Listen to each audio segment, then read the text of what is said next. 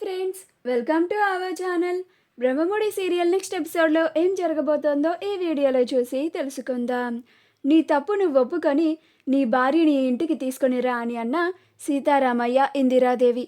అసలేం జరిగింది అని తెలుసుకోవడానికి ఈ వీడియోని స్కిప్ చేయకుండా ఎండ్ వరకు చూసేయండి. ప్రెజెంటేషన్ అయిపోయిన తర్వాత జగదీష్ చంద్ర ప్రసాద్ కాంట్రాక్ట్ని స్వరాజ్ గ్రూప్ ఆఫ్ ఇండస్ట్రీస్కే ఇస్తాడు. ఆ తరువాత జగదీష్ చంద్ర ప్రసాద్ని పంపించడానికి రాజ్ కూడా వెళ్తాడు. అలా జగదీష్ చంద్ర ప్రసాద్ని దించేసి రాజ్ తిరిగి మళ్ళీ ఆఫీస్లోకి రాగానే కావ్య దగ్గరికి వస్తాడు. చూసావా, నేనేం చేసి గెలిచానో? ఇప్పుడైనా అర్థమైందా ఈ రాజ్ అంటే ఏంటో అని అంటాడు. అప్పుడు కావ్య, అర్థమైందండి, బాగా అర్థమైంది. మీరు ఇలా మోసం చేసి కూడా గెలుస్తారని నాకిప్పుడే అర్థమైంది అని అంటుంది. అప్పుడు రాజ్, ఏం చేశామన్నది ఇంపార్టెంట్ కాదు, పందెంలో గెలిచానా లేదా అనేదే ఇంపార్టెంట్. మనం అనుకున్న పందెం ప్రకారం నేను గెలిస్తే నువ్వు ఈ ఆఫీస్ నుంచి పర్మనెంట్గా వెళ్ళిపోవాలి. మరి ఇంకా ఇక్కడే ఉన్నావేంటి? త్వరగా దయచేయి. ఇప్పటి నుంచి, ఈ క్షణం నుండి ఈ కంపెనీకి సీఈఓ ఈ స్వరాజ్ అని అంటాడు. అప్పుడు కావ్య, వెళ్ళిపోతానండి. మీరు పట్టి మరి నన్ను మోసం చేసి మరి నేను ఆఫీస్లో నుంచి వెళ్ళిపోవడానికే మీరు ఇలా చేశారు. మీ సంతోషాన్ని నేనెందుకు కాదంటాను, మీ కోరికని నేనెందుకు తీర్చను అని అంటాను. ఇప్పుడే, ఈ క్షణమే ఈ ఆఫీస్ని, మిమ్మల్ని వదిలి ఇక్కడి నుంచి శాశ్వతంగా వెళ్ళిపోతాను అని అంటుంది. అప్పుడు రాజ్, ఇందాక నుంచి వెళ్ళిపోతాను అంటున్నావే తప్ప వెళ్ళిపోవేంటి మరి అని అంటాడు. ఆ మాటకి కావ్యకి చాలా బాధేసి అక్కడి నుంచి వెళ్ళిపోవాలి అని అనుకుంటుంది. అలా వెళ్తూ ఉండగా శృతి కావ్యని చూసి, మేడం, ఎక్కడికి వెళ్తున్నారు మేడం అని అంటుంది. అప్పుడు కావ్య, ఇంక నేను ఆఫీస్కి రాను శృతి, ఇప్పటి నుంచి ఈ కంపెనీకి సీఈఓ మీ సరే అని అంటుంది. అప్పుడు శృతి, అదేంటి మేడం, మా సీఈఓ మీరే కదా మేడం, ఇంత సడన్గా సీఈఓని ఎవరు అనౌన్స్ చేశారు అని అంటుంది. అప్పుడు కావ్య, నీకదంతా తెలీదులే శృతి, ఆల్ ద బెస్ట్, నువ్వు వర్క్ మీద కాన్సన్ట్రేట్ చేయి అని అక్కడి నుంచి వెళ్ళిపోతూ ఉంటుంది. అప్పుడు శృతి కావ్య సీఈఓ కాదు అని, తను ఇంకా ఆఫీస్కి రాను అని చెప్పి వెళ్ళిపోయింది అని చాలా బాధపడుతూ ఉంటుంది. దానికి తోడు ఈ పోటీలో కావ్యని మోసం చేసి రాజ్ గెలిచాడు అని అనుకుంటూ ఉంటుంది. ఇప్పుడు శృతిని రాజ్ పిలుస్తాడు. అప్పుడు శృతి, ఇప్పుడు ఈయన నన్నెందుకు పిలుస్తున్నాడు, నాకు ఈ టార్చర్ మళ్ళీ మొదలైందా అనుకుంటూ రాజ్ క్యాబిన్కి వెళ్తుంది. అప్పుడు రాజ్, వెంటనే ఈ డిజైన్స్ని మ్యానుఫ్యాక్చరింగ్ డిపార్ట్మెంట్కి పంపించు, ఇవి ఇన్ టైంలో కంప్లీట్ అవ్వాలి అని అంటాడు. అప్పుడు శృతి, దొంగతనం చేసి గెలిచి ఇప్పుడు హడావిడి చేస్తున్నాడు అని అనుకుంటూ ఉంటుంది. అప్పుడు రాజ్, నాకు వినపడింది అని అంటాడు. అప్పుడు శృతి, సారీ సార్ అని ఆ డిజైన్స్ని తీసుకొని అక్కడి నుంచి వెళ్ళిపోతుంది. ఇంకా రాజ్ చాలా సంతోషంతో ఈ విషయాన్ని వెంటనే ఇంట్లో అందరికీ చెప్పాలి అని వెంటనే ఇంటికి వెళ్తాడు. అలా ఇంటికి వెళ్ళేసరికి అపర్ణ కుటుంబం అంతా కలిసి కావ్యతో తిరిగి వస్తాడేమో అన్న ఆశతో హారతి పళ్ళాన్ని పట్టుకొని ఎదురు చూస్తూ ఉంటారు. తీరా రాజ్ వచ్చాక అప్పుడు అపర్ణ, నాన్న రాజ్ ఆగు, ఏది కోడలెక్కడా అని చాలా సంతోషంగా అడుగుతుంది.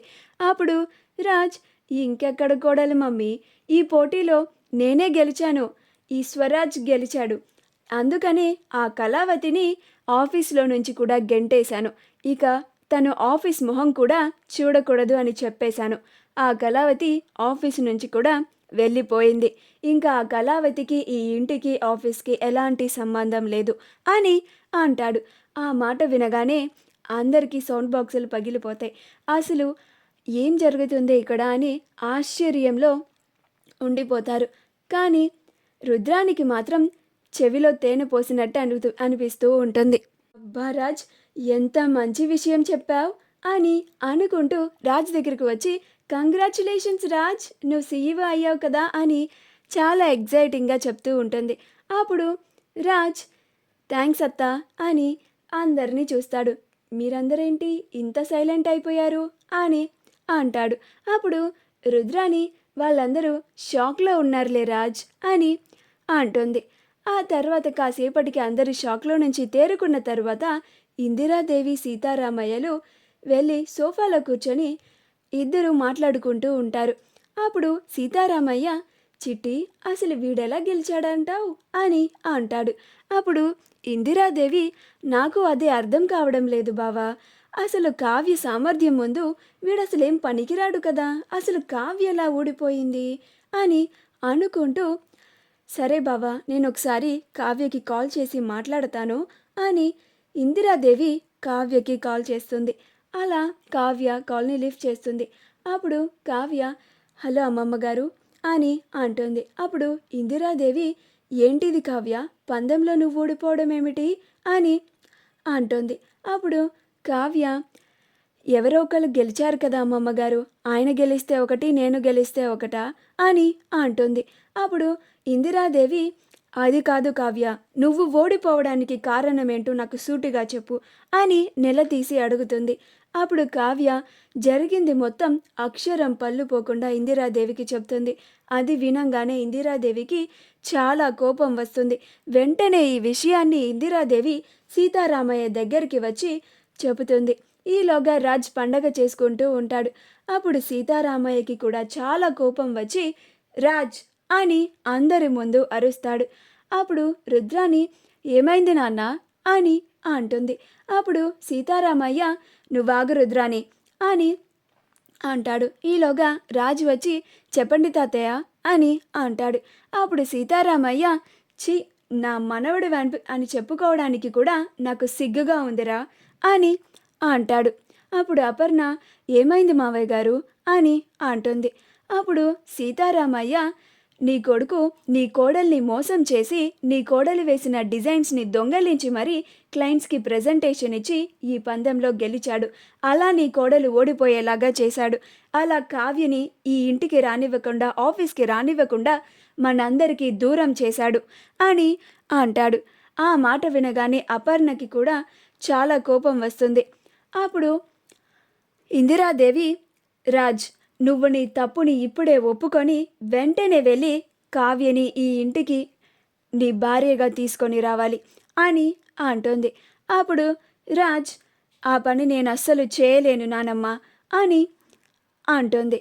అప్పుడు సీతారామయ్య, పోటీలో షరతుల ప్రకారం ఓడిపోయిన వాళ్ళు వెళ్ళి, అంటే నువ్వు నీ భార్యని మనస్ఫూర్తిగా అంగీకరించి ఈ ఇంటికి తీసుకొని రావాలి అని అంటాడు. అప్పుడు రాజ్, నేను ఈ పోటీలో గెలిచాను కదా తాతయ్య అని అంటాడు. అప్పుడు సీతారామయ్య, ఇది కూడా ఒక గెలుపేనా, నువ్వు ఓడిపోయావు రాజ్ అని అంటాడు. మా వీడియో కనుక మీకు నచ్చినట్లయితే లైక్ చేయండి, షేర్ చేయండి, మా ఛానల్ని సబ్స్క్రైబ్ చేసుకోండి. పక్కనే ఉన్న బెల్ ఐకాన్ని క్లిక్ చేయడం మాత్రం మర్చిపోకండి.